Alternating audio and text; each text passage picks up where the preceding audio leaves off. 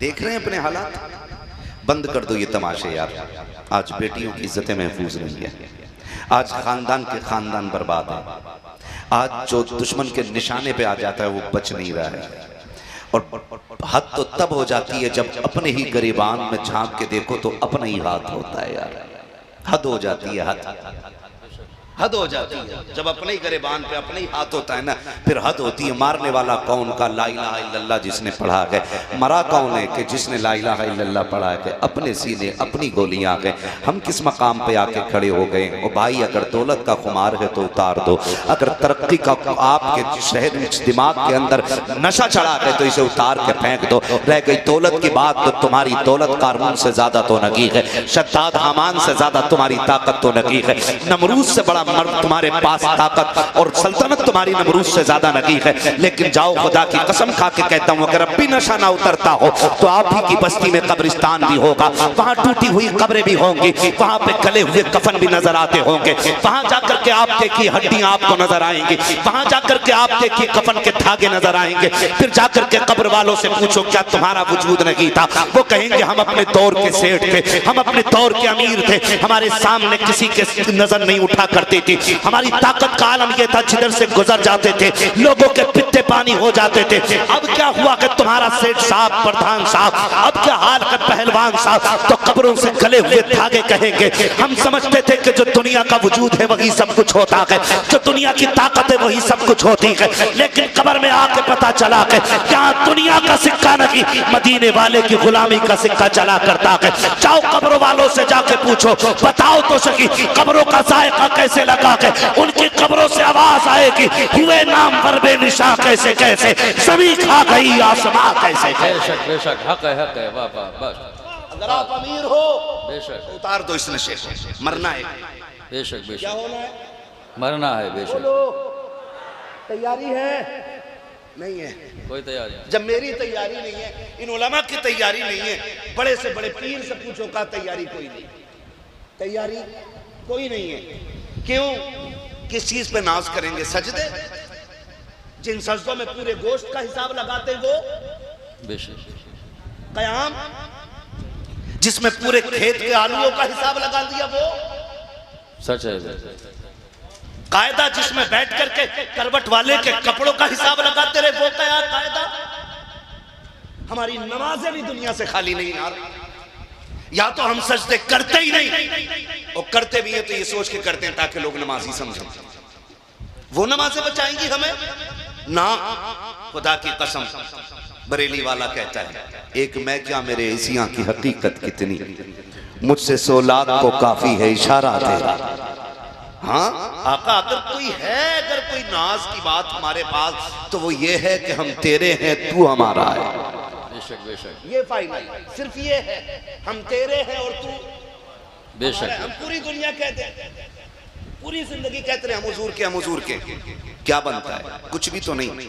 हुजूर एक बार कह देना ये मेरे हैं तो बेड़ा ही पार हो जाएगा। बेशक बेशक, बेदाम वारसी ने क्या कहा था, इतना तो करम करना, बेशक ए बेशक, चश्मे करीम आना, जब जान लबों पर हो तुम सामने आ जाना, क्या बात हो महशर में मैं सजदे किए जाऊं, तुम हंस के कहे जाओ दीवाना है दीवाना, है ना। सारा मामला हुजूर की वफा पर है। किस पर है? हुजूर की वफा पर है सारा मामला। भाई ज़िशान, खुदा तुझे सलामत रखे, तेरे चेहरे पे 4 बाल हैं, दाढ़ी के हैं तो सही ना। सही बात। कई बार तो बंदे बिल्कुल चिकने होके जाते हैं, मूंछ भी मुड़ा दी, दाढ़ी भी मुड़ा ली, देखने में मर्द लगता ही नहीं। मैं इस टॉपिक पे ज्यादा बात नहीं करूंगा, बस कुछ समझाना चाहता हूं। अंदाज़े में मेरा बहुत शौक नहीं है, शायद कि उतर जाए तेरे दिल में मेरी बात। रात बहुत ज्यादा हो गई है, कभी मुकम्मल सुनना हो ना तो सही वक्त पे बैठाइएगा। बेशक बेशक, तैयार है कड़वी बातें सुनने के लिए? जितने तैयार हैं बोले जरा या रसूल अल्लाह। बिल्कुल हजरत, सब तैयार है। क्या बात है, क्या बात है, सदके जाऊं आपके, है ना। सब तैयार है। अब मैं भी अगर थका ना होता, इतना जगह ना होता और दूल्हा की फिक्र ना होती, निकाह हो चुका होता ना, तो मैं भी फजर तक बोल लेता। बेशक बेशक, है ना। अपने ऊपर नहीं, दूल्हा पे रहम करना है। बेशक, ठीक है इंशाल्लाह। इनकी हालत देख के कोई दूल्हा तैयार नहीं होगा जलसा कराने। हाँ बिल्कुल सही है। मौलवी 3 बजे तक रगड़ता है स्टेज, भाई रगड़ना नहीं, ठीक है ना। मैं देख रहा हूँ बारात आ चुकी है, जी जी। और दूल्हा तैयार होकर मिंबर पे बैठा है, बाल हैं चेहरे के, दाढ़ी के, लोग मुंडा के जाते हैं। ओ भाई कम से कम इतनी वफा कर लो कि चेहरों पे दाढ़ियां सजा लो। कह रहा मौलवी साहब तुम्हें पता नहीं दौर बड़ा खराब है, लोग गला काट देंगे। मैंने कहा तेरा मोहल्ले में गला कट रहा है, ये मौलवी हिंदुस्तान घूम रहा है। और दाढ़ी की बरकत हजरत बता दे, बेशक हक है। दाढ़ी की बरकत। बस में बैठो, करवट में कोई बैठने तैयार नहीं। सही बात है। आपने भी देखा होगा ना, बैठने तैयार, बैठ भी रहा तो डर डर के बैठ रहा है, कहीं फट ना जाए। यही दिमाग लगा रखा लोगों ने। तवज्जो है ना सारे लोगों की। मैं बस बताना चाह रहा हूँ, मैं बस में बैठे रोडवे, वो सॉरी फ्लाइट से उतरे तो वो बस होती है ना, इंडिगो बस, एयर इंडिया बस, ये होती है ना, उसमें लेके चले। मैं बैठ गया, अब कोई बैठता ही नहीं मेरी करवट में, सॉरी ऐसे देख रहे। मैं समझ गया, मैंने कहा वाह रे हुजूर की सुन्नत, लोगों को एक के बैठने की जगह नहीं मिलती, मेरे लिए पूरी सीट खाली करा दी है। सुभान अल्लाह सुभान अल्लाह। बेशक बेशक। नहीं दाढ़ी नहीं रखनी है मौलाना, दाढ़ी रखी, दौर बहुत खराब है। मैंने कहा रख दाढ़ी, माई का लाल कोई जना ही नहीं है, दाढ़ी पूरी रख जो आसानी से तेरे सामने आ सके। बेशक बेशक हक है। हाँ भाई, इस बात से दाढ़ी मुंडा देंगे हम कि जान का खतरा है, इस बात पर टोपियां उतार देंगे कि जान का खतरा है, इसलिए कुर्ते पजामे बदल देंगे कि जान का खतरा है। सुनो, किसी दुश्मन की बंदूक की नाल में उतनी गोलियां नहीं है जितने हुजूर के आशिकों के सीने चौड़े होते हैं। सुभान अल्लाह। बेशक बेशक। हम बिला वजह में दाढ़ियां बंद कर दें अपनी, हम रखेंगे, लोग गले काटते रहे, दाढ़ियों की तादाद बढ़ती रहे। बेशक सुभान अल्लाह। रखता ही नहीं, कहना मौलाना खतरा, मैं बाहर जाता हूँ। क्यों? जो दाढ़ी वाला बाहर गया लौटा ही नहीं, क्या हुआ? लोग दाढ़ी नहीं रखते। ओ भाई रखो दाढ़ी, रखो, एक तोहफा हुजूर को दे दो। आगे कह रहा मौलाना मेरे अब्बा मर गए, क्या अमल करूं, कौन सी नेकी करूं जो अब्बा बख्शा जाए? मैं कहता हूं सिर्फ एक कसम खा, जनाजे पे खड़े होके, दाढ़ी नहीं है ना तो जनाजे पे खड़े होकर रुख मदीने की तरफ कर, काका अपने बाप की जन्नत की नियत से आपकी सुन्नत की नियत कर रहा हूं। सुभान अल्लाह सुभान अल्लाह। मैं नहीं जानता तेरे तीजे के चिन्हों में कितनी बार कलमा पढ़ा जाएगा, कितने लोगों के पढ़ने का सवाब मिलेगा, कितनों के नहीं, लेकिन बाप के जनाजे पे खड़े होकर के दाढ़ी रखने का वादा कर। खुदा की कसम, जब कब्र में तेरा बाप जाएगा, फरिश्ते मुस्कुरा के कहेंगे गुनाह तो बड़े करके आया है, लेकिन तेरे जनाजे पे खड़े होके तेरे बेटे ने बड़ी कसम उठा ली है, हुजूर की सुन्नत रखने का वादा किया है, जा रुखसती का मदीने से तेरी कब्र में पैगाम भिजवा दिया है। सुभान अल्लाह सुभान अल्लाह। बेशक बेशक। जिंदाबाद। रखते, उनसे रिश्ते मजबूत कर लो, उनसे ही कर लो। लोग कहते नहीं होता ना भाई, बहुत सीधी सी बात है, कुछ ना कुछ तो हुजूर के लिए करना पड़ेगा। क्या किया हमने हुजूर के लिए? एक सीधी सी बात पूछ रहा हूँ, सिंपल सी बात है, कभी पत्थर खाए हमने हुजूर के लिए? नहीं। बोलो नहीं। बोलो भाई, नहीं बोल रहे हैं ना? खाए कभी पत्थर हमने? कभी गिरबान पकड़े गए हमारे? कभी हमें जेलों में डाला गया कि तू हुजूर का उम्मती है चल जेल में? नहीं ना। कभी किसी ने गाली दी पकड़ के हमें कि तू हुजूर का उम्मती है, हम तुझे गाली बोल रहे हैं? बताओ, हुजूर के नाम पे बिरयानी कितनी बार खाई? हजारों मर्तबा। बोलो बोलो यार, हजारों बेहिसाब मर्तबा। बेशक। बल्कि हम तो एक एक वक्त का खाना ही हुजूर के नाम पे खाते हैं। सुभान अल्लाह सुभान अल्लाह। बेशक। आती है ना आवाज बरेली से? क्या आवाज आती बरेली से? खाते हैं तेरे दर का, पीते हैं तेरे दर का। वाह वाह वाह। ये आवाज आती है ना, हम तो खाते ही हुजूर के दर का, खाते ही हुजूर के दर का। तो फिर हम उनके लिए क्या किया हमने? मैं कहता हूँ, लोग कहते हैं कोई वजीफा बता के हुजूर को देखूं, मैं कहता हूँ कभी उनके लिए पत्थर खा के देख, जब रोएगा तो आंसू साफ करने हुजूर मदीने से चल के आ जाए। सुभान अल्लाह सुभान अल्लाह। कभी उनके लिए इतना करके तो देखे ना, कभी इतनी कोशिश, इतनी तकलीफ हुजूर के लिए उठा के देखे, हुजूर के लिए उठा के देखे। तकलीफें नहीं उठाई ना। अल्लामा काफी किफायत अली रहमतुल्लाह तआला अलैह है ना, नाम सुना है, मुजाहिद आज़ादी भी है, सैयदजादा भी है, आलिम दीन भी है, वक्त का फकीह भी है, अपने वक्त का मुफ्ती भी है। जानते हो फतवा आज़ादी दिया ना, लोग पीछे पड़ गए, फतवा आज़ादी दिया, दुश्मन पीछे लग गए। हमारी कौम के लोगों ने मुखबरी की, काफ़ी को पकड़ना कहा, फला मौत जगह पे, वहाँ पे दबिश डाली गई, नहीं आया हाथ। दूसरी जगह पहुँच के फिर हमारी जमात के लोगों ने, मुसलमानों ने कहा काफ़ी को पकड़ना, कहा हाँ, कहा यानी वहाँ मिलेगा, पकड़ लिया गया, जेल में डाला गया, कहा तुम्ही ने फतवा जिहाद दिया, कहा हाँ, कहीं से बदल दो, कहा नहीं बदल सकता। कहा कि हम तुम्हें सजा देंगे। कहा जो चाहो सजा दे दो, हुजूर का दीन है, किसी के कहने से बदला नहीं जाएगा। बेशक बेशक, हक है, हक ठीक है ना। उन्होंने फिर क्या किया, क्या नहीं किया, फिर क्या नहीं किया, कहा कि तुम्हें सजा देंगे। कहा जो चाहो सजा दे दो। आपको जेल में डाला गया।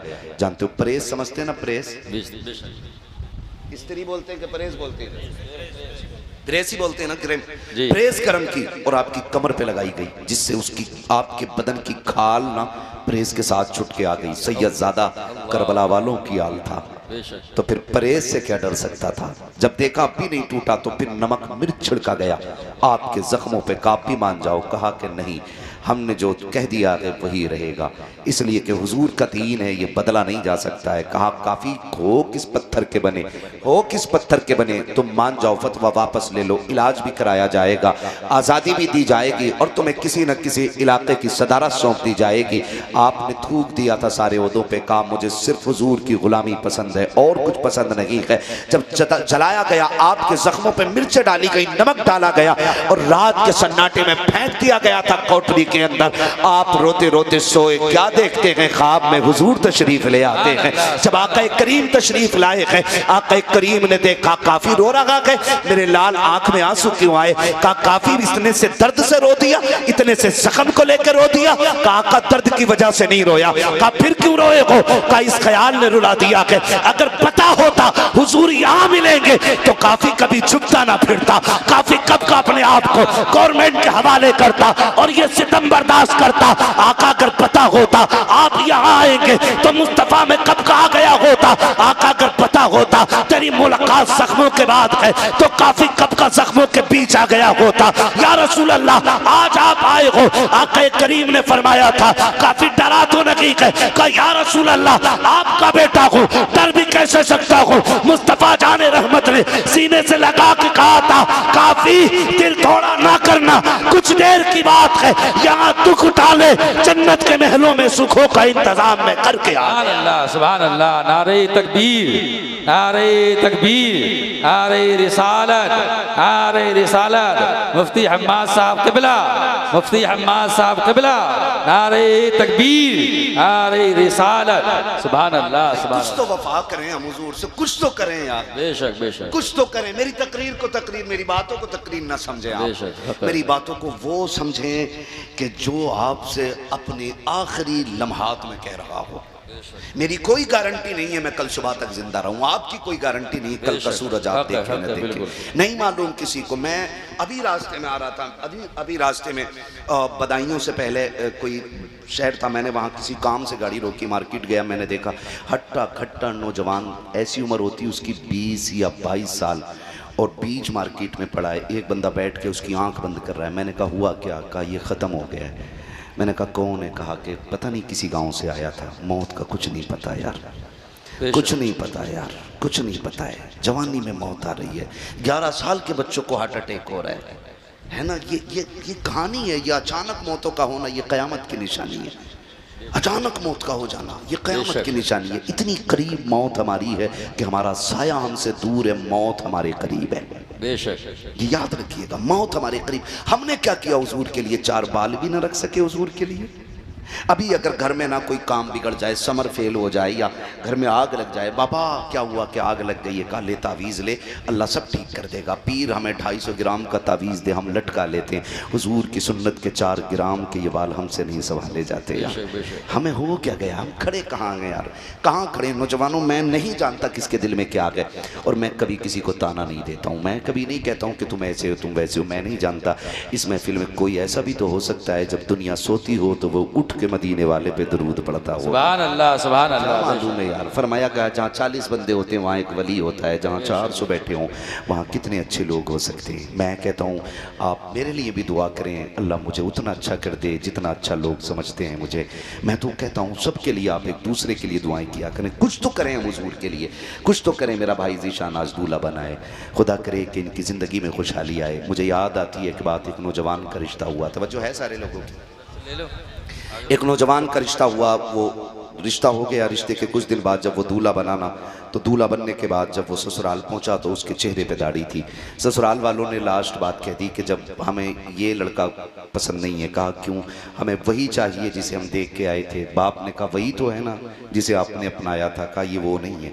कहा क्यों? कहा कि उसके चेहरे पे दाढ़ी नहीं थी। कहा पहचानो बेटा वही है। कहा है तो वही, लेकिन हमें दाढ़ी वाला लड़का नहीं चाहिए। इससे कहो ये दाढ़ी मुंडा दे वरना हम बेटी का निकाह नहीं करेंगे। जब इतनी बात कही ना तो लड़का देखता रह गया। उसने कहा अब्बा जी ये क्या कह रहे हैं? कहा बेटे ये इनकार कर रहे हैं, अगर दाढ़ी रहेगी तो निकाह नहीं होगा। बच्चे ने कहा बात तेरी क्या राय है? कहा बेटे मेरी इज्जत का सवाल है, दाढ़ी मुंडा दे। बच्चे ने कहा अब्बा दाढ़ी मुंडा दूँ?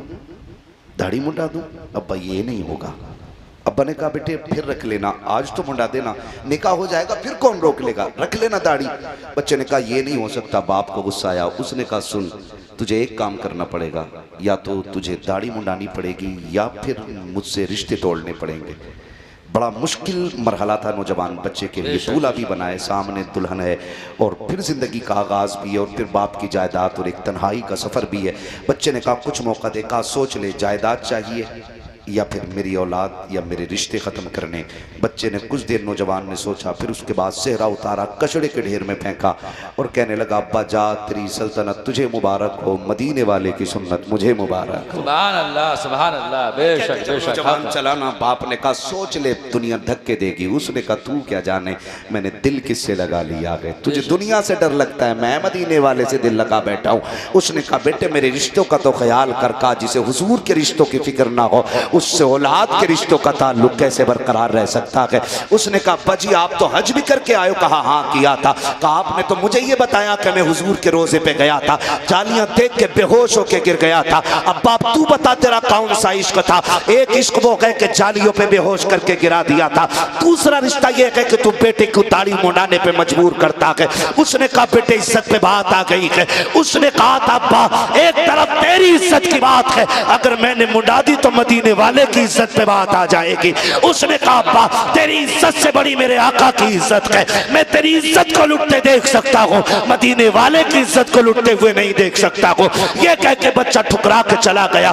बाप ने सोचा चंद दिन के बाद आ जाएगा। बच्चा गैरत वाला था और हो क्यों ना मदीने वाले का आशिक जो ठहरा था, इसलिए गैरत वाला था। 6 माह से ज्यादा गुजर गए, बाप के बगैर बच्चा जिंदगी काटता रहा। मौसम सर्दियों का आ गया। जब सर्दी का मौसम आया बच्चे के बदन पे एक ही लिबास था, नौजवान पे कोई कपड़ा नहीं। सर्दी ने बेकरार किया, ठंड लगी कहाँ जाए, किसके दरवाजे जाए। गैरत वाला था। सामने मस्जिद नजर आई, उसमें जाकर एक कोने में बैठ गया। कोने में बैठा, ठंड फिर भी लगती रही। फिर एक चटाई को लिया, कपड़े की चटाई को लपेटा, एक कोने में बैठ गया। जो उस बस्ती का सबसे बड़ा अमीर था, उसके ख्वाब में हुजूर तशरीफ ले आते हैं, फरमाते तू बिस्तर पे लेटा है और मेरा चाहने वाला तेरी मस्जिद में बेयारो मददगार बैठा है, जल्दी कर उसके आराम का इंतजाम कर। वो तेजी से दौड़ा, दौड़ करके मस्जिद में आया। आके चारों तरफ देखा, कोई नजर नहीं आया। फिर ख्याल आया हुजूर ने बताया कि कोई ना कोई तो है जरूर, अगरचे मुझे नजर नहीं आ रहा है।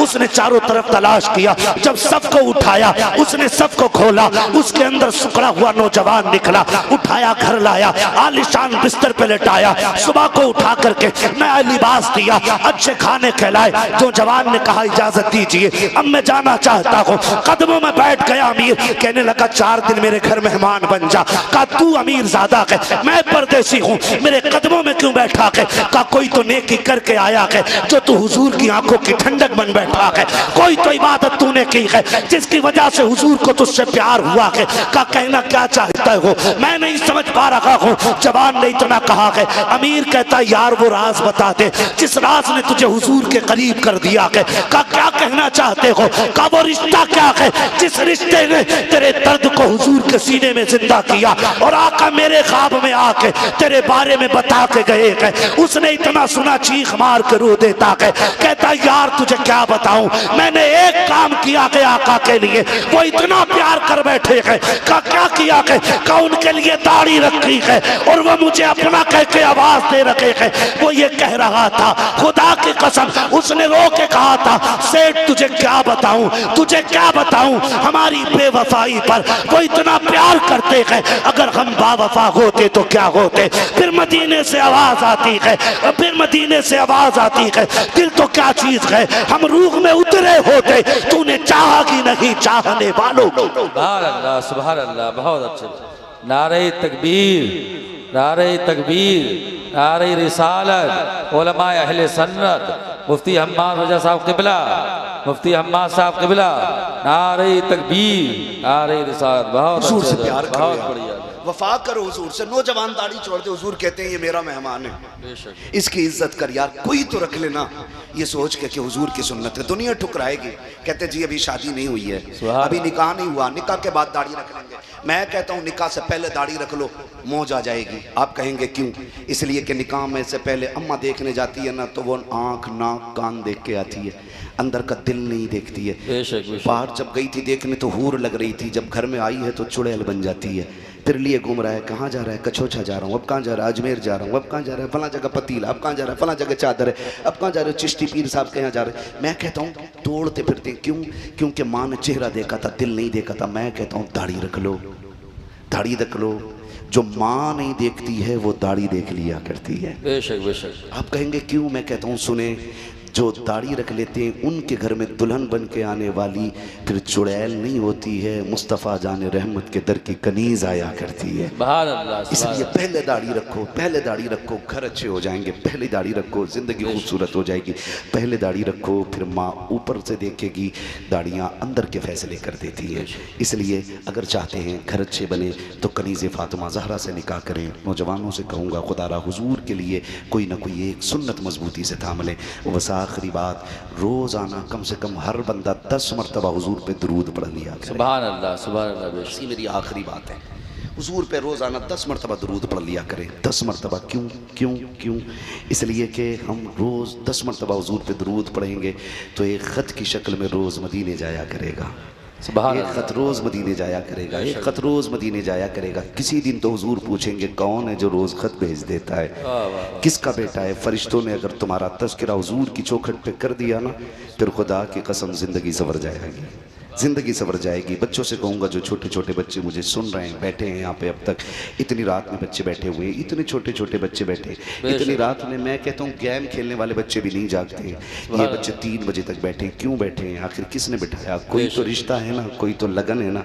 यही हुजूर का इश्क है। हर किसी से इश्क आदमी तब करता है जब होश आ जाता है, और हुजूर का इश्क वो है जो बच्चों से, जवानों से ज़्यादा बच्चों के सीनों में उतर जाता है। हुजूर का इश्क ऐसा है कि जो बच्चों को सीनों में, बच्चों के भी सीनों में उतरता है। पूछो ना आप इन बच्चों से क्यों बैठे हो, तो इनका भी यही जवाब होगा, कोई और लालच नहीं, ना एक 10 बिरयानी मिलनी है, ना यहाँ पे 1 किलो लड्डू मिलने। फिर क्यों बैठा है? कहेगा सिर्फ एक आवाज़ है, सुना है आप हर आशिक के घर तशरीफ लाते हैं। एक ही लगन सबकी है, सुना है, सुना है। भाई ये जो दूल्हा बन के इतनी रात को यहाँ बैठे ना, निकाह सुबह होना है, इनकी भी यही आवाज़ होगी, सुना है आप हर आशिक के घर तशरीफ़ लाते हैं। मेरे घर में भी हो जाए चरागा, मेरे घर में भी हो जाए चरागा या रसूल अल्लाह। याद रखें, हम शादी में, बस तकरीर तो मैं करता वक्त होता तो मैंने बात ख़त्म कर दी है, बस मैं चाहता हूँ 1 मिनट में ये बात भी कह दूँ। हम सबको दावत देते हैं, सारे रिश्तेदारों को बुलाते हैं। क्या ही अच्छा हो कि हम एक कार्ड हुजूर के मदीने भी भेज दिया करें। सुभान अल्लाह, सुभान। आप कहेंगे हुजूर के यहाँ कौन सा कार्ड जाना है, तो मैं कहता हूँ सुने, मेरे यहाँ कार्ड आया, मैं हिसाब लगा लेता हूँ, बकरा मिलेगा कि मुर्गा मिलेगा, छोटा मिलेगा कि बड़ा मिलेगा, फिर नमक का पानी पी के जाना है कि जलजीरा पी के जाना है कि बस ऐसे ही जाके लौट आना है, ये हम पहले फैसले कर लेते हैं। एक कार्ड हुजूर के लिए लिखो। आप कहेंगे कैसे? मैं कहता हूँ सुने, हुजूर के जिक्र की महफिल सजा लो, सारे लोग बाद में आएंगे, मदीने वाला पहले आकर के हाजिर हो जाएगा। हाँ, क्योंकि जहाँ हुजूर की महफिल सजती है वहाँ हुजूर तशरीफ़ लाया करते हैं, और अगर ना भी आए तो वहाँ हुजूर अपने मज़ार में लेटे लेटे उस महफिल को मुलाहिज़ा फरमा लिया करते हैं। अगर हुजूर को इतनी भी फुर्सत ना हो कि तवज्जो करें, तो कम से कम फरिश्ते तो जाके बताएंगे ना, हुजूर बरगैन में आपका ग़ुलाम है ज़ीशान दूल्हा बन गया है, निकाह कल होगा, पूरी रात आपके तज़किरे सुनता रहा। सुभान अल्लाह। कम से कम ये बात तो मदीने जाएगी ना, ये बात तो मदीने जाएगी। सबके लिए जूतियाँ तोड़ के लाते हो बुला के, ताकि तज़किरे हो जाएं। सेठ आए हैं, प्रधान जी आए, नेताजी आए, सब खा के चले जाएंगे, कोई काम नहीं आएगा। एक कार्ड हुजूर के यहाँ जिक्र का भेज दिया करो, खुदा की कसम यहाँ आएंगे तो ये महफिल भी कामयाब हो जाएगी और मैदान क़यामत वाली महफिल भी कामयाब हो जाएगी। वहाँ भी महफिल लगनी है। काश महशर में जब उनकी आमद हो और भेजें सब उनकी शौकत पे लाखों सलाम, तो मुझसे खिदमत के कुदसी कहें हाँ रज़ा, मुस्तफ़ा जाने रहमत पे लाखों सलाम। जहाँ ये सलाम भी होना है इंशाअल्लाह, करेंगे इंशाअल्लाह, इंशाअल्लाह करेंगे इंशाअल्लाह। फरमाया गया वम्मा बिनिअमति रब्बिका फहद्दिस, अपने रब की नेमतों का खूब खूब तज़किरा करो, खूब खूब चर्चा करो।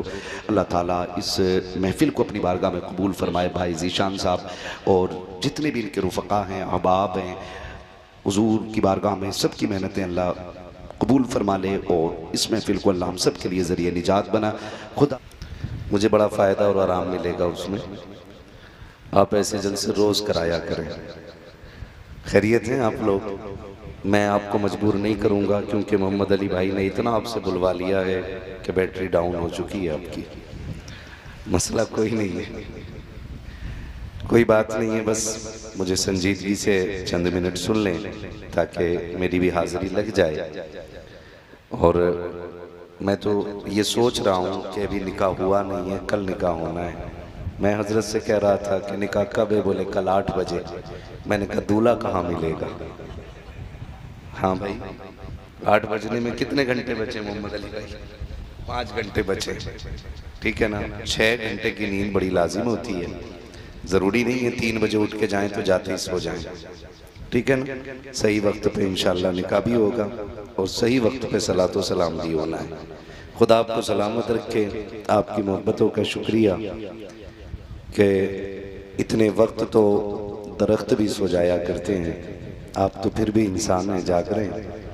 ये मोहब्बतें हैं आपकी, अल्लाह आपको जज़ाए खैर दे। थोड़ी देर मुझे मोहब्बतों से बर्दाश्त कर लें। मैं जानता हूँ कि कड़वे आदमी को शुरू में वक्त दे दिया जाए तो अच्छा लगता है, क्योंकि एक तो वैसे ही वो कहते हैं ना, एक तो थी कड़वी और चल गई नीम के पेड़ पे, करेले की बेल, तो और ज़्यादा कड़वाहट आ जाती है। एक तो बातें कड़वी रहती हैं, ऊपर से फिर मोहम्मद अली भाई की बात बोलने मिले तो जाहिर है ना, इतनी मीठी नहीं होती। खैरियत है ना सारे लोग? ज़रा कह दें या रसूल अल्लाह। या अल्लाह जितने लोग कुआरे हैं, माँ बाप की आंखों के तारे हैं, कुछ दुआ भाई मोहम्मद अली ने कर दी थी और कुछ कह दिया कि तुम कर देना, तो जो मेरे हिस्से की रह गई मैं पहले कर दे रहा हूँ। खुदा इन जवानों को सलामत रखे और खुदा इनकी ज़िंदगी में वो दिन लाए कि इनके भी सेहरे बंधे और इनके भी माँ बाप की आंखें ठंडी हों, और खुदा हर जवान के माँ बाप को ये मुबारक दिन दिखाए।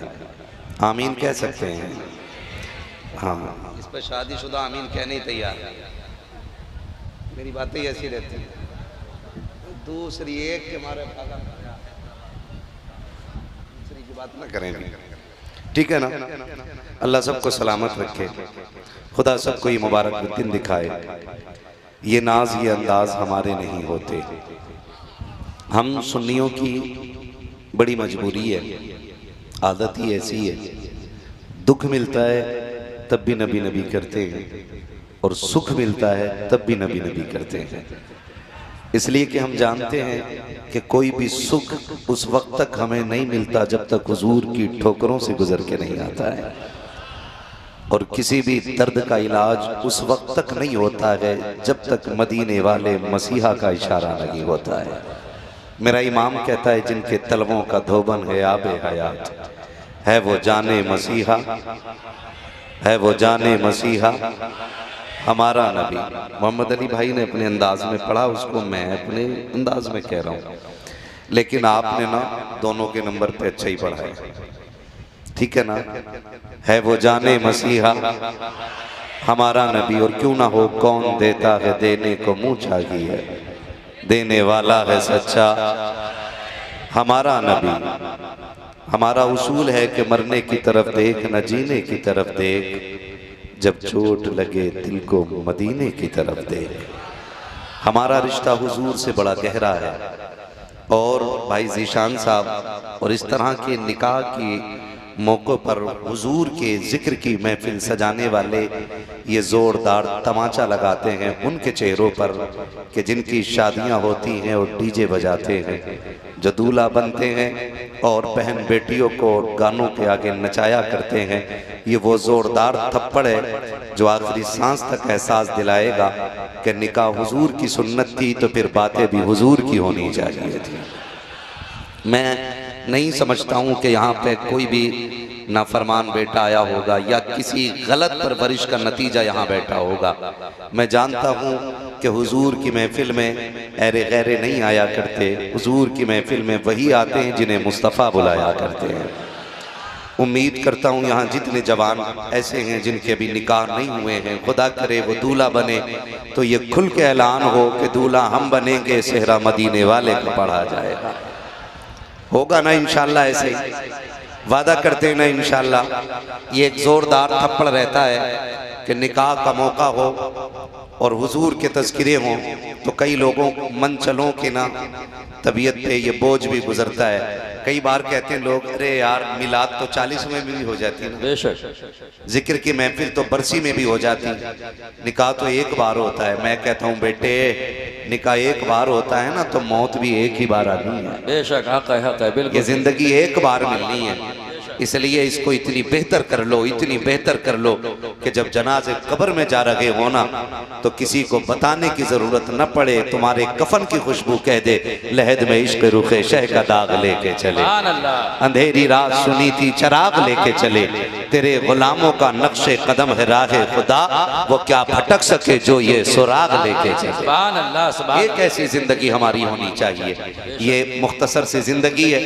कम वक्त में गुजर जाने वाले ये अय्याम, ये कवारों के भी गुजरने हैं, शादीशुदा लोगों के भी गुजरने हैं। मौत उन्हें भी आनी है जो जिंदगी की खुशियों में नबी नबी करते रह गए, मौत उन्हें भी आनी है जो खुशी के मौके पर बहन बेटियों को नचाते रह गए। लेकिन जब तारीख लिखी जाएगी तो साफ साफ जली हुरूफ में लिखा जाएगा कि जो गैरत वाले माओ के गैरत वाले लाल थे वो निकाह के मौके पे हुजूर की बातें करते रहे, और जो बेगैरत माओ के बेगैरत बेटे थे वो निकाह के मौके पे बहन बेटियों को नचा कर देखते रह गए। मैं बस एक एहसास पैदा करना चाहता हूँ और एक दस्तक देना चाहता हूँ। अंदाज़े बयां मेरा बहुत शौक नहीं है, शायद कि उतर जाए तेरे दिल में मेरी बात। मैं बहुत लंबी गुफ्तगू नहीं करना चाहता, चंद बातों में एक पैगाम देकर के बात समेटना चाहता हूँ।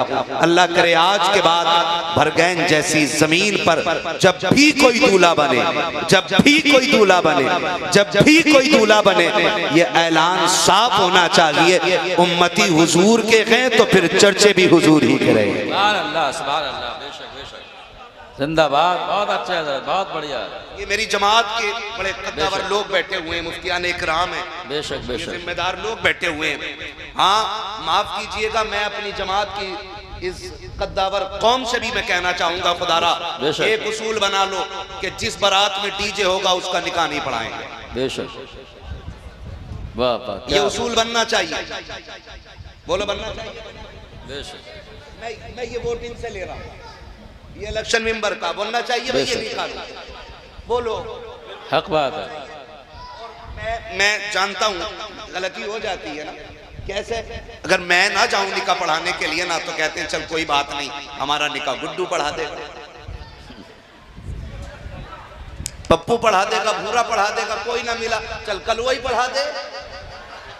ये सारी चीजें होती है ना। बेशक जब हम मजबूत हो जाएंगे ना, हमारी जमात जब मजबूत होगी, बेशक, और जब ये कहते हैं कि नहीं अगर फलाने नहीं पढ़ाया तो हम भी नहीं पढ़ाएंगे, इसलिए कि हुजूर के टुकड़ों पे सिर्फ मैं नहीं पलता हूँ, हुजूर के टुकड़ों पे वो भी पलता है जिसने इनकार किया है, वो भी तो मुस्तफ़ा का नाम लेता है जिसने निकाह पढ़ाने से इनकार किया है। अगर उसको पैसे से मोहब्बत नहीं है तो फिर मैं किस मुंह से पैसों के लालच में आकर के किसी डीजे बजाने वाले के दरवाजे पे जाकर निकाह पढ़ाऊं। इसलिए कि चेहरा आप को, इस कौम को नहीं दिखाना है, चेहरा मैदान क़यामत में मुस्तफ़ा को दिखाना है। और याद रखिएगा ये फैसले हम सबको करने पड़ेंगे कि दुनिया से रिश्ता नहीं है, जो भी रिश्ता है मदीने वाले मुस्तफ़ा से रिश्ता है। और दुनिया को बता दो, और उन लोगों से कहना चाहता हूँ जो मेरी कौम के, मेरी जमात के गैरतमंद उलमा है, आपको ये ऐलान करना पड़ेगा ये नाज की अंदाज हमारे नहीं होते, चोली में अगर टुकड़े तुम्हारे नहीं होते, मिलती ना अगर भीख हुजूर आपके दर से इस शान से मंगतों के गुजारे नहीं होते, बेदाम की बिक जाइए बाजार नबी में इस शान के सौदों में खसारे नहीं। सुभान अल्लाह, नारे तकबीर, नारे तकबीर, नारे रिसालत, उलमाए अहले सुन्नत, नारे तकबीर, नारे रिसालत। सुभान अल्लाह, सुभान अल्लाह। हमें सबको ये फैसला करना पड़ेगा, सबको ये फैसला करना पड़ेगा। हाथ जोड़ के कह रहा हूँ खुदारा, दुनिया कहाँ चली गई है, हम कहाँ खड़े हुए हैं? हम अभी भी ढोलक के आगे कूद रहे, हमारी बेटियों को मुर्तद बना करके उनके मुंह में खिंजीर का गोश्त ठूंसा जा रहा है। और मेरी कौम का मुखिया सेठ कह रहा है डीजे ऐसा लाऊंगा कि दीवारें हिला दूंगा। बेशक बेशक, खुदा की कसम तेरे डीजे में वो धमक नहीं है जो मुनकर नकीर के गुर्जों में धमक है। हाँ, अगर तेरे डीजे से 4 दीवारें हिलेंगी, उनके एक गुर्ज से 70 गज जमीन के अंदर घुसेड़ दिया जाए। है किस हवा में, है किस हवा में? अगर इमाम इस बात को कह दे कहीं कभी, तो कहते निकालो इसे। मेरे बेटे की शादी पे ये तकरीर क्यों हुई है? फलां के बेटे की भी हुई थी, तब इस पे नहीं बोला था मौलाना ने। निकालो, निकालो, कितने इमाम निकालेंगे? ये हमारी गैरत नहीं, बेगैरती है। हम अगर अपनी गलती सुधारने वाले को हटाना चाहते हैं सामने से, तो इंसानियत नहीं, ये शैतानियत है। आदम की औलाद अपनी इस्लाह पसंद करती है, गलती पे अकड़ना पसंद नहीं करती है। खुदारा बदले अपने रवैये, बदले अपने रवैये। ऐसे बेगैरती वाले गाने माफ कीजिएगा, जिसे आज बहन भाई एक जगह गैरतमंद बैठ करके एक जुमला सुनना गवारा नहीं करते। आज पूरी पूरी रात वो गाने बजते रहते हैं। सगी बेटियां सामने खड़ी हैं, भाई डांस कर रहा है, बहन पैसे लुटा रही है, बहन नाच रही है, भाई पैसे लुटा रहा है। हमारी आंखों की गैरत का पानी कहाँ चला गया है? हम पूछना चाहते थे इस उम्मत को किस तरह निखारा था मेरे नबी ने? क्या तारीख के ये बाब हमें याद नहीं है जो नजर मुस्तफ़ा के चेहरे पे पड़ जाती थी, फिर वो दुनिया के किसी हुस्न को देखना नहीं चाहती थी? जिन चेहरों में मुस्तफ़ा का इश्क हुआ करता था, वो फिर किसी जानिब पड़ना गवारा नहीं किया करते थे। आज हम कहाँ खड़े हैं? खुदा के वास्ते बदलो अपने रवैये। अपने निकाह के मौके पे हुजूर के तज़किरे करो, अपने शादी के मौके पर हुजूर की बातें करो, और जमाने को ये बता दो कि निकाह भी खुदा की रहमत से हो रहा है, तो ये तज़किरे भी हुजूर के खुदा की रहमत के ही लिए किए जाएंगे। ये होना चाहिए। अम्मा भी कह देती, अम्मा भी बड़ी खतरनाक है, कह रही ना जब तक ढोल ना बजेगा मजा ही नहीं आ रहा। ना करो यार, बंद कर दो ये चीजें, बंद कर दो, ये तरीके बदल दो अपने भाई। हम अपने घर में कुरान को लाएं, कुरान जो हमने छोड़ दिया है। अगर मैं, माफ कीजिएगा, बरगैन हमारी बड़ी मजबूत जमीन, मजबूत जमीन है मुसलमानों की। अगर मैं हाथ उठवा लूं तजवीद के साथ कुरान कितने लोगों को आता है? मैं दावे के साथ कहता हूं 95% लोगों को कुरान नहीं आता। बेशक हक है, 95%। सही बात है ना? तजवीद की रियायत से 95% लोगों को कुरान नहीं आता होगा। और अगर मैं ये पूछ लूं कि 10-10 गाने के चाहे एक एक हर्फ याद है, कितनों को याद है? कितने हाथ उठेंगे ईमानदारी से? 99%। ये हमारा रवैया है। हम इस मकाम पे आके खड़े हो गए, माफ कीजिएगा यार, सिर्फ एक